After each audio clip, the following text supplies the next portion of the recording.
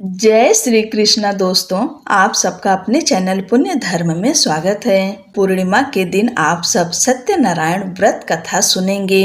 श्री सत्यनारायण व्रत हिंदू धर्म में सबसे पवित्र और लोकप्रिय व्रतों में से एक है। यह व्रत भगवान विष्णु के सत्य स्वरूप श्री सत्यनारायण भगवान को समर्पित है। कहा जाता है कि जो भक्त सच्चे मन से, श्रद्धा और भक्ति से यह व्रत करता है, उसके जीवन से दुख, दरिद्रता और संकट दूर हो जाते हैं तथा सुख, समृद्धि और शांति का वास होता है।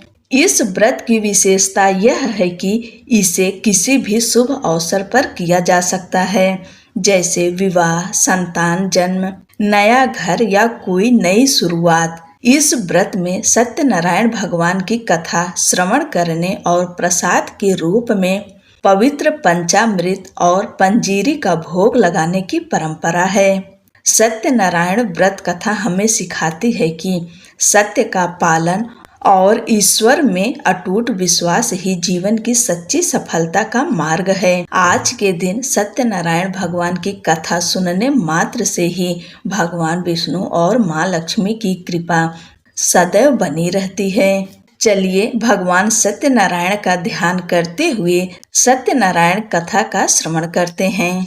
सत्यनारायण व्रत कथा का पहला अध्याय। एक समय की बात है, नैशिरण्य तीर्थ में शौनकादि 88,000 ऋषियों ने श्री सूत जी से पूछा, हे प्रभु, इस कलयुग में वेद विद्या रहित मनुष्यों को प्रभु भक्ति किस प्रकार मिल सकती है तथा उनका उद्धार कैसे होगा। हे मुनि श्रेष्ठ, कोई ऐसा तप बताइए जिससे थोड़े समय में ही पुण्य मिले और मनवांछित फल भी मिल जाए। इस प्रकार की कथा सुनने की हम इच्छा रखते हैं। सर्व शास्त्रों के ज्ञाता सूत जी बोले, हे वैष्णवों में पूज्य, आप सभी ने प्राणियों के हित की बात पूछी है, इसलिए मैं एक ऐसे श्रेष्ठ व्रत को आप लोगों को बताऊंगा जिसे नारद जी ने लक्ष्मी नारायण से पूछा था और लक्ष्मीपति ने मुनि श्रेष्ठ नारद जी से कहा था। आप सब इसे ध्यान से सुनिए। एक समय की बात है, योगी राज नारद जी दूसरों के हित की इच्छा के लिए अनेकों लोकों में घूमते हुए मृत्यु लोक में आ पहुँचे। यहाँ उन्होंने अनेक योनियों में जन्मे प्रायः सभी मनुष्यों को अपने कर्मों द्वारा अनेकों दुखों से पीड़ित देखा। उनका दुख देख नारद जी सोचने लगे कि कैसा यत्न किया जाए जिसके करने से निश्चित रूप से मानव के दुखों का अंत हो जाए। इसी विचार पर मनन करते हुए वह अपने विष्णु लोक में गए। वहाँ वह देवों के ईश नारायण की स्तुति करने लगे, जिनके हाथों में शंख, चक्र, गदा और पद्म थे, गले में वरमाला पहने हुए थे। स्तुति करते हुए नारद जी बोले, हे भगवान, आप अत्यंत शक्ति से संपन्न हैं। मन तथा वाणी भी आपको नहीं पा सकती है। आपका आदि, मध्य तथा अंत नहीं है। निर्गुण स्वरूप सृष्टि के कारण भक्तों के दुख को दूर करने वाले हैं। आपको मेरा नमस्कार है। नारद जी की स्तुति सुन विष्णु भगवान बोले, हे मुनि श्रेष्ठ, आपके मन में क्या बात है? आप किस काम के लिए पधारे हैं, उसे निसंकोच कहिए। इस पर नारद मुनि बोले कि मृत्यु लोक में अनेक योनियों में जन्मे मनुष्य अपने कर्मों के द्वारा अनेकों दुख से दुखी हो रहे हैं। हे नाथ, आप मुझ पर दया रखते हैं तो बताइए कि वो मनुष्य थोड़े प्रयास से ही अपने दुखों से कैसे छुटकारा पा सकते हैं। श्री हरि बोले, हे नारद, मनुष्यों की भलाई के लिए तुमने बहुत अच्छी बात पूछी है। जिसके करने से मनुष्य मोह से छूट जाता है, वह बात मैं कहता हूँ, उसे सुनो। स्वर्ग लोक व मृत्यु लोक दोनों में एक दुर्लभ उत्तम व्रत है जो पुण्य देने वाला है। आज प्रेमवश होकर मैं उसे तुमसे कहता हूँ। श्री सत्यनारायण भगवान का यह व्रत अच्छी तरह विधान पूर्वक करके मनुष्य तुरंत ही यहाँ सुख भोग कर मरने पर मोक्ष पाता है। श्रीहरि के वचन सुन नारद मुनि जी बोले कि उस व्रत का फल क्या है और उसका विधान क्या है। यह व्रत किसने किया था, इस व्रत को किस दिन करना चाहिए, सभी कुछ विस्तार से बताएं। नारद की बात सुनकर भगवान श्री हरि बोले, दुख व शोक को दूर करने वाला, यह सभी स्थानों पर विजय दिलाने वाला है। मानव को भक्ति व श्रद्धा के साथ शाम को श्री सत्यनारायण की पूजा धर्म परायण होकर ब्राह्मणों व बंधुओं के साथ करनी चाहिए।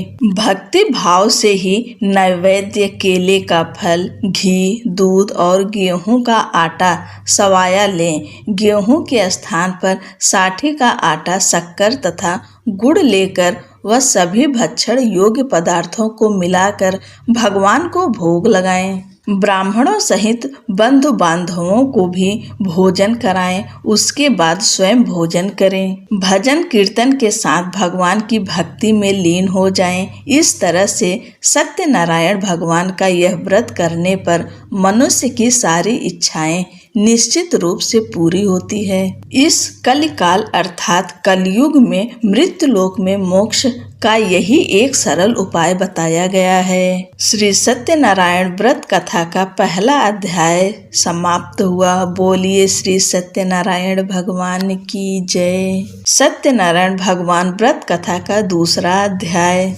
सूत जी बोले, हे ऋषियों, जिसने पहले समय में इस व्रत को किया था उसका इतिहास कहता हूँ, ध्यान से सुनो। सुंदर काशीपुरी नगरी में एक अत्यंत निर्धन ब्राह्मण रहता था।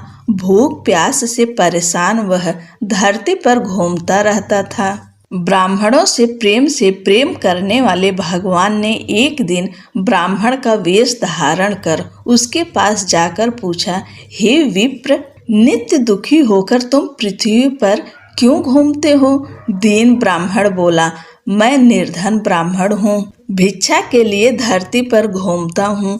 हे भगवान, यदि आप इसका कोई उपाय जानते हो तो बताइए। वृद्ध ब्राह्मण कहता है कि सत्यनारायण भगवान मनोवांछित फल देने वाले हैं, इसलिए तुम उनका पूजन करो। इसे करने से मनुष्य सभी दुखों से मुक्त हो जाता है।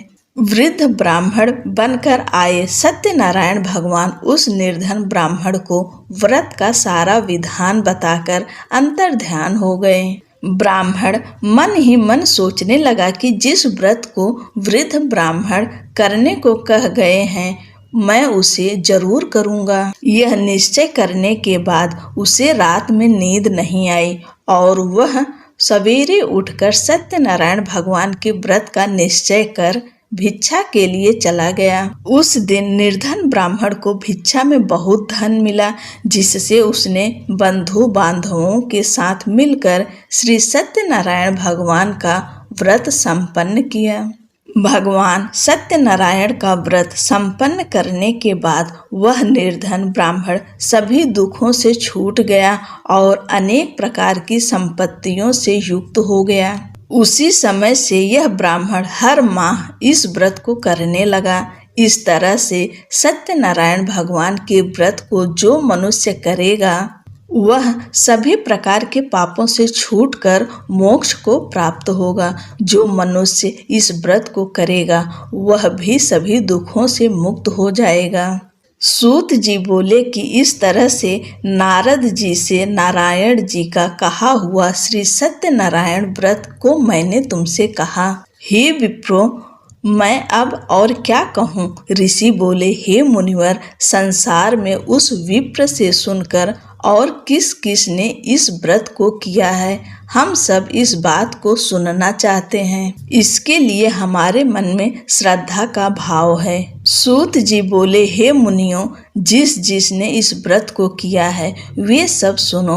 एक समय वही विप्र धन व ऐश्वर्य के अनुसार अपने बंधु बांधवों के साथ इस व्रत को करने को तैयार हुआ। उसी समय एक लकड़ी बेचने वाला बूढ़ा आदमी आया और लकड़ियां बाहर रखकर अंदर ब्राह्मण के घर में गया। प्यास से दुखी वह लकड़हारा उनको व्रत करते देख विप्र को नमस्कार कर पूछने लगा कि आप यह क्या कर रहे हैं? तो उन्होंने बताया कि व्रत कर रहा हूँ तथा इसे करने से क्या फल मिलेगा। कृपया मुझे भी बताएं। ब्राह्मण ने कहा कि सब मनोकामनाओं को पूरा करने वाला यह सत्यनारायण भगवान का व्रत है। इनकी कृपा से ही मेरे घर में धन धान्य आदि की वृद्धि हुई है। विप्र से सत्यनारायण व्रत के बारे में जानकर लकड़हारा बहुत प्रसन्न हुआ। चरणामृत लेकर वह प्रसाद खाने के बाद वह अपने घर गया। लकड़हारे ने अपने मन में संकल्प किया कि आज लकड़ी बेचने से जो धन मिलेगा उसी से श्री सत्यनारायण भगवान का उत्तम व्रत करूंगा। मन में इस विचार को ले बूढ़ा आदमी सिर पर लकड़ियां रख उस नगर में बेचने गया जहां धनी लोग ज्यादा रहते थे। उस नगर में उसे अपनी लकड़ियों का दाम पहले से 4 गुना अधिक मिलता है। बूढ़ा प्रसन्नता के साथ दाम लेके केले, शक्कर, घी, दूध, दही और गेहूं का आटा ले और सत्यनारायण भगवान के व्रत की अन्य सामग्रियां लेकर अपने घर गया। वहां उसने अपने बंधु बांधवों को बुलाकर विधि विधान से सत्यनारायण भगवान का पूजन और व्रत किया। इस व्रत के प्रभाव से वह बूढ़ा लकड़हारा धन, पुत्र आदि से युक्त होकर संसार के समस्त सुख भोग अंतकाल में वैकुंठ धाम चला गया। श्री सत्यनारायण व्रत कथा का दूसरा अध्याय संपूर्ण हुआ। बोलिए श्री सत्यनारायण भगवान की जय। सत्यनारायण भगवान व्रत कथा का तीसरा अध्याय। सूत जी बोले, हे श्रेष्ठ मुनियों, अब आगे की कथा कहता हूँ। पहले समय में उल्का मुख नाम का एक बुद्धिमान राजा था। वह सत्य वक्ता और जितेंद्रिय था। प्रतिदिन देव स्थानों पर जाता और निर्धनों को धन देकर उनके कष्ट दूर करता था। उसकी पत्नी कमल के समान मुख वाली तथा सती साध्वी थी। भद्रशिला नदी के तट पर उन दोनों ने श्री सत्यनारायण भगवान का व्रत किया। उसी समय साधु नाम का एक वैश्य आया। उसके पास व्यापार करने के लिए बहुत सा धन भी था। राजा को व्रत करते देखकर विनय के साथ पूछने लगा, हे राजन, भक्ति भाव से पूर्ण होकर आप यह क्या कर रहे हैं? मैं सुनने की इच्छा रखता हूँ, तो आप मुझे बताएं। राजा बोला, हे साधु, अपने बंधु बांधवों के साथ पुत्रादि की प्राप्ति के लिए यह महाशक्तिमान श्री सत्यनारायण भगवान का व्रत व पूजन कर रहा हूँ। राजा के ऐसे वचन सुनकर साधु आदर से बोला, हे राजन, मुझे इस व्रत का सारा विधान कहिए। आपके कथा अनुसार मैं भी इस व्रत को करूँगा। मेरी भी संतान नहीं है और इस व्रत को करने से निश्चित रूप से मुझे संतान की प्राप्ति होगी। राजा से व्रत का सारा विधान सुन व्यापार से निवृत्त हो वह अपने घर गया। साधु वैश्य ने अपनी पत्नी को संतान देने वाले इस व्रत का वर्णन कह सुनाया और कहा कि जब मेरी संतान होगी तब मैं इस व्रत को करूँगा। साधु ने इस तरह के वचन अपनी पत्नी लीलावती से कहे। एक दिन लीलावती पति के साथ आनंदित हो सांसारिक धर्म में प्रवृत्ति होकर सत्यनारायण भगवान की कृपा से गर्भवती हो गई। 10वें महीने में उसे गर्भ से एक सुंदर कन्या ने जन्म लिया। दिनों दिन वह ऐसे बढ़ने लगी जैसे कि शुक्ल पक्ष का चंद्रमा बढ़ता है। माता पिता ने अपनी कन्या का नाम कलावती रखा।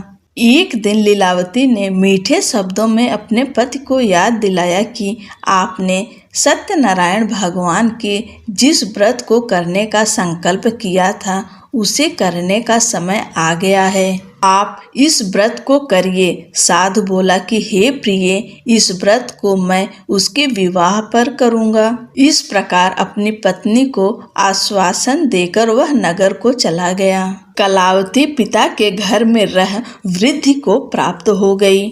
साधु ने एक बार नगर में अपनी कन्या को सखियों के साथ देखा तो तुरंत ही दूत को बुलाया और कहा कि मेरी कन्या के योग्य वर देख कर आओ। साधु की बात सुनकर दूत कंचन नगर में पहुंचा और वहां देखभाल कर लड़की से सुयोग्य वाड़िक पुत्र को ले आया। सुयोग्य लड़के को देख साधु ने बंधु बांधवों को बुलाकर अपनी पुत्री का विवाह कर दिया। लेकिन दुर्भाग्य की बात ये कि साधु ने अभी भी श्री सत्यनारायण भगवान का व्रत नहीं किया। इस पर श्री भगवान क्रोधित हो गए और श्राप दिया कि साधु को अत्यधिक दुख मिले। अपने कार्य में कुशल साधु बनिया जमाई को लेकर समुद्र के पास स्थित होकर रत्नासारपुर नगर में गया। वहां जाकर दामाद ससुर दोनों मिलकर चंद्रकेतु राजा के नगर में व्यापार करने लगे। एक दिन भगवान सत्यनारायण की माया से एक चोर राजा का धन चुराकर भाग रहा था। उसने राजा के सिपाहियों को अपना पीछा करते देख चुराया हुआ धन वहां रख दिया जहां साधु अपने जमाई के साथ ठहरा हुआ था। राजा के सिपाहियों ने साधु वैश्य के पास राजा का धन पड़ा देखा तो वह ससुर जमाई दोनों को बांधकर प्रसन्नता से राजा के पास ले गए और कहा कि उन दोनों चोरों को हम पकड़ लाएं, आप आगे की कार्यवाही की आज्ञा दें। राजा की आज्ञा से उन दोनों को कठिन कारावास में डाल दिया गया और उनका सारा धन भी उनसे छीन लिया गया। श्री सत्यनारायण भगवान के श्राप से साधु की पत्नी भी बहुत दुखी हुई। घर में जो धन रखा था उसे चोर चुरा ले गए। शारीरिक तथा मानसिक पीड़ा व भूख प्यास से अति दुखी हो अन्न की चिंता में कलावती ने ब्राह्मण के घर गई। वहां उसने श्री सत्यनारायण भगवान व्रत होते देख फिर कथा भी सुनी। वह प्रसाद ग्रहण कर वह रात को घर वापस आई। माता ने कलावती से पूछा कि हे पुत्री, अब तक तुम कहाँ थी, तेरे मन में क्या है? कलावती ने अपने माता से कहा, हे माता, मैंने एक ब्राह्मण के घर में श्री सत्यनारायण भगवान का व्रत देखा है। कन्या के ऐसे वचन सुन लीलावती भगवान के पूजन की तैयारी करने लगी। लीलावती ने परिवार व बंधुओं सहित सत्यनारायण भगवान का पूजन किया और उनसे वर मांगा कि मेरे पति तथा जमाई शीघ्र घर आ जाएं। साथ ही यह भी प्रार्थना की हम सबका अपराध क्षमा करें। श्री सत्यनारायण भगवान इस व्रत से संतुष्ट हो गए और राजा चंद्रकेतु को सपने में दर्शन दे कहा कि हे राजन, तुम उन दोनों वैश्यों को छोड़ दो और तुमने उनका जो धन लिया है उसे वापस कर दो। अगर ऐसा नहीं किया तो मैं तुम्हारा धन, राज्य व संतान सभी को नष्ट कर दूंगा। राजा को यह सब कहकर वह अंतर्ध्यान हो गए। प्रातः काल सभा में राजा ने अपना सपना सुनाया। फिर बोले कि बड़े पुत्रों को कैद से मुक्त कर सभा में लाओ। दोनों ने आते ही राजा को प्रणाम किया। राजा मीठी वाणी में बोला, हे महानुभावों, भाग्यवश ऐसा कठिन दुख तुम्हें प्राप्त हुआ है, लेकिन अब तुम्हें कोई भय नहीं है। ऐसा कह राजा ने उन दोनों को नए वस्त्राभूषण भी पहनाए और जितना धन उनका लिया था उससे दुगुना धन वापस कर दिया। दोनों वैश्य अपने घर को चल दिए। श्री सत्यनारायण व्रत कथा का तीसरा अध्याय संपूर्ण हुआ। बोलिए श्री सत्यनारायण भगवान की जय। सत्यनारायण भगवान व्रत कथा का चौथा अध्याय। सूत जी बोले, वैश्य ने मंगलाचार कर अपनी यात्रा आरंभ की और अपने नगर की ओर चल दिए। उनके थोड़ी दूर जाने पर एक दंडी वेशधारी श्री सत्यनारायण ने उनसे पूछा, हे साधु, तेरी नाव में क्या है? अभिवाड़ी वड़िक हंसता हुआ बोला, हे दंडी, आप क्यों पूछते हो? क्या धन लेने की इच्छा है? मेरी नाव में तो बेल व पत्ते भरे हुए हैं। वैश्य के कठोर वचन सुन भगवान बोले, तुम्हारा वचन सत्य हो। दंडी ऐसे वचन कह वहां से दूर चले गए। कुछ दूर जाकर समुद्र के किनारे बैठ गए। दंडी के जाने के बाद साधु वैश्य ने नित्य क्रिया के पश्चात नाव को ऊंची उठते देखकर अचंभा माना और नाव में बेल पत्ते आदि देख वह मूर्छित हो जमीन पर गिर पड़ा। मूर्छा खुलने पर वह अत्यंत शोक में डूब गया तथा उसका दामाद बोला कि आप शोक ना मनाएं, यह दंडी का शाप है, इसलिए हमें उनकी शरण में जाना चाहिए, तभी हमारी मनोकामना पूरी होगी। दामाद की बात सुनकर वह दंडी के पास पहुंचा और अत्यंत भक्ति भाव नमस्कार करके बोला, मैंने आपसे जो असत्य वचन कहे थे उनके लिए मुझे क्षमा करें। ऐसा कहकर महान शोकातुर हो रोने लगा। तब दंडी भगवान बोले, हे बड़े पुत्र, मेरी आज्ञा से बार बार तुम्हें दुख प्राप्त हुआ है, तू मेरी पूजा से विमुख हुआ। साधु बोला, हे भगवान, आपकी माया से ब्रह्मा आदि देवता भी आपके रूप को नहीं जानते, तब मैं अज्ञानी कैसे जान सकता हूँ। आप प्रसन्न होइए, अब मैं सामर्थ्य के अनुसार आपकी पूजा करूँगा। मेरी रक्षा करो और पहले के समान नौका में धन भर दो। साधु वैश्य के भक्ति पूर्वक वचन सुनकर भगवान प्रसन्न हो गए और उसकी इच्छा अनुसार वरदान देकर अंतर्ध्यान हो गए। ससुर जमाई जब नाव पर आए तो नाव धन से भरी हुई थी। फिर वहीं अपने अन्य साथियों के साथ सत्यनारायण भगवान का पूजन कर अपने नगर को चल दिए। जब नगर के नजदीक पहुँचे तो दूत को घर पर खबर करने के लिए भेज दिया। दूत साधु की पत्नी को प्रणाम कर कहता है कि मालिक अपने दामाद सहित नगर के निकट आ गए हैं। दूत की बात सुन साधु की पत्नी लीलावती ने बड़े हर्ष के साथ सत्यनारायण भगवान का पूजन कर अपनी पुत्री कलावती से कहा कि मैं अपने पति के दर्शन को जाती हूँ, तू कार्य पूर्ण कर शीघ्र आ जा। माता के ऐसे वचन सुन कलावती जल्दी से प्रसाद छोड़ अपने पति के पास चली गई। प्रसाद की अवज्ञा के कारण श्री सत्यनारायण भगवान रुष्ट हो गए और नाव सहित उसके पति को पानी में डुबो दिया। कलावती अपने पति को वहां न पाकर रोती हुई जमीन पर गिर गई। नौका को डूबा हुआ देख वह कन्या को रोता देख साधु दुखी होकर बोला, हे प्रभु, मुझसे तथा मेरे परिवार से जो भूल हुई है उसे क्षमा करें। साधु के दीन वचन सुनकर श्री सत्यनारायण भगवान प्रसन्न हो गए और आकाशवाणी हुई, हे साधु, तेरी कन्या मेरे प्रसाद को छोड़कर आई है, इसलिए उसका पति अदृश्य हो गया है। यदि वह घर जाकर प्रसाद खाकर लौटती है तो इसे इसका पति अवश्य मिलेगा। ऐसी आकाशवाणी सुन कलावती घर पहुंचकर प्रसाद खाती है और फिर आकर अपने पति के दर्शन करती है। उसके बाद साधु अपने बंधु बांधवों सहित श्री सत्यनारायण भगवान का विधि विधान से पूजा करता है। इस लोक का सुख भोग कर अंत में स्वर्ग को जाता है। श्री सत्यनारायण व्रत कथा का चौथा अध्याय संपूर्ण हुआ। बोलिए श्री सत्यनारायण भगवान की जय। सत्यनारायण भगवान व्रत की कथा का 5वां अध्याय। सूत जी बोले, हे ऋषियों, मैं और भी एक कथा सुनाता हूँ, उसे भी ध्यान पूर्वक सुनो। प्रजा पालन में लीन तुंगध्वज नाम का एक राजा था। उसने भी भगवान का प्रसाद त्याग कर बहुत ही दुख सहन किया। एक बार वन में जाकर वन्य पशुओं को मारकर वह बड़ के पेड़ के नीचे आ गया।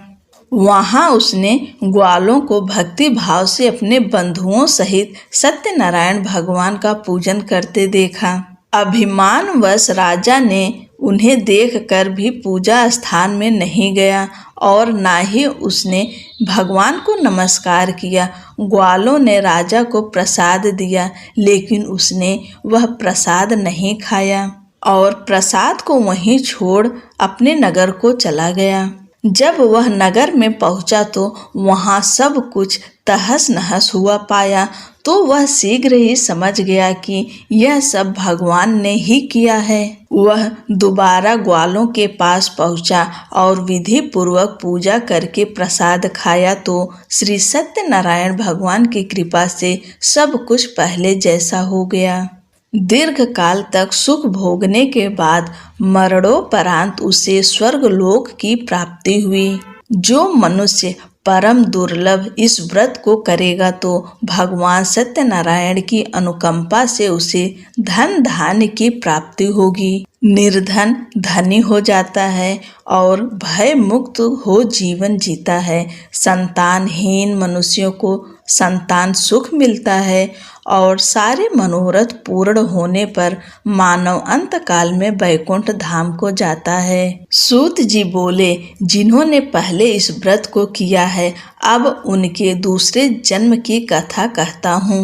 वृद्ध सतानंद ब्राह्मण ने सुदामा का जन्म लेकर मोक्ष की प्राप्ति की। लकड़हारे ने अगले जन्म में निषाद बनकर मोक्ष प्राप्त किया। उल्का मुख नाम का राजा दशरथ होकर वैकुंठ को गए। साधु नाम की वैश्य ने मोर ध्वज बनकर अपने पुत्र को आरे से चीरकर मोक्ष पाया। महाराज तुंगध्वज ने स्वयंभू होकर भगवान में भक्ति युक्त हो कर्म कर मोक्ष पाया। श्री सत्यनारायण व्रत कथा का 5वां अध्याय संपूर्ण हुआ। बोलिए श्री सत्यनारायण भगवान की जय। पूरी कथा श्रवण करने के लिए आपका धन्यवाद। भगवान श्री सत्यनारायण की कृपा से आपकी हर मनोकामनाएं पूरी हो। आपको जीवन में जो कुछ भी चाहिए भगवान सब पूर्ण करें। आपका जीवन खुशियों से भरा हुआ हो। चैनल को लाइक शेयर कर दीजिए, सब्सक्राइब करना ना भूलें। जय श्री कृष्णा। राधे राधे।